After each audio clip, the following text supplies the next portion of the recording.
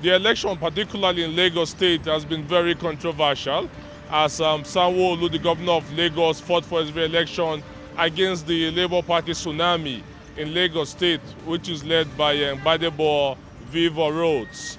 The atmosphere has been one of acrimony, ethnic acrimony, as allegations in certain quarters have accused the Igbos of plan to take over Lagos State.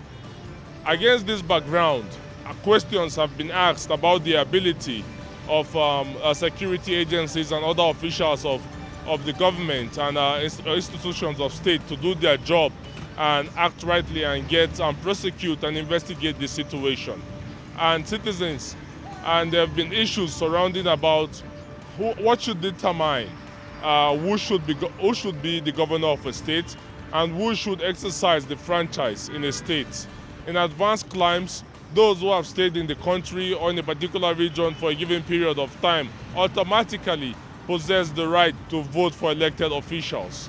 And so many Nigerians have been coming forth to add their voice, condemning those who have been saying those of a certain ethnic group do not have the right to vote in a particular state. And we have seen incidences in the United States, in the UK, where people of a different stock have ascended to the highest office in the land. In the United Kingdom, we've seen the case of Rishi Sunak of Indian ancestry becoming the Prime Minister of Britain. And in the United States also, we see the case of Barack Obama in 2008 becoming the President of the United States, despite having Kenyan ancestry. So True Vision Television went around town to speak to citizens to get their views around this controversy. I wasn't happy that I'm alive witnessing such kind of issue happening in my dear country, Nigeria. Just the election you gave as an example, the governorship election in Lagos State, is it's just beyond imagination, where a certain tribe will be deprived of their voting right because they are from a certain tribe or a certain group of people. This is not really good. If we now want to expand it more, these same people you're talking about, they pay their tax in Lagos State and they use their tax in developing Lagos State. So it will be painful that when you collect my tax in Lagos State and you said I should not vote, I don't think any right-thinking nation should accept this. We have cases whereby people of non-indigenous, even different countries. We have instances where we have Barack Obama, for example. If we trace his race, his African race, we're talking about the current Prime Minister of the UK, which you trace his race, also an Indian person. But why in my own dear country, Nigeria? Now, for some people to come out on election day and say that if you don't vote for a specific party, there is no need for you to come out to vote on that day is very unfortunate. This is xenophobia. This is what has been happening in South Africa and we are complaining. And now in our own country, you cannot come out freely to exercise your franchise. It's very unfortunate. In fact, what happened in Lagos is a sham. It's not an election. It's just a selection. I think it's forcing someone the people don't want on the people. And this is not democratic. It's very undemocratic. We call on the law enforcement agent to take action, especially on MC Oluomo, who came out and said that the Igbo should not come out to vote. That if you are not voting for a party, you should not come out on that day to vote.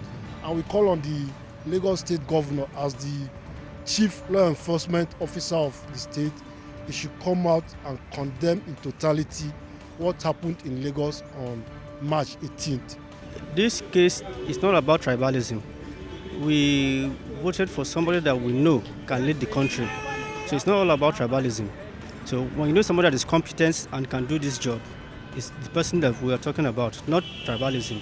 Because we know quite well that if this person is your tribe and you know that he cannot deliver, so what's the point voting somebody that cannot deliver? So I think for me, it's not all about tribalism. That is the problem of Nigeria. They are using tribalism to cause problem between us. To tell us that an Igbo man and a Yoruba man are not brothers.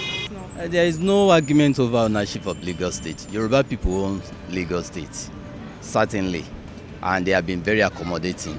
And of course, Nigeria is a federation. Anybody from anywhere can aspire to public office. That's one thing Lagosians should know, regardless of where you come from.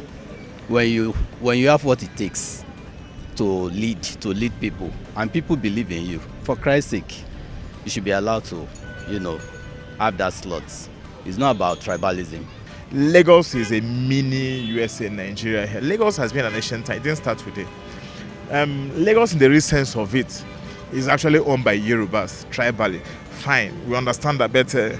Commercialization, what I call it, the migration of businesses from villages to urbanized area has really made Lagos what it is.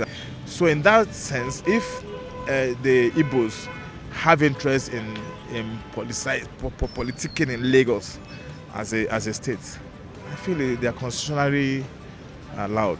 Thank you for staying with us. You have had the views of people around the city of Abuja on what they think about this topical issue. Stay with us next time.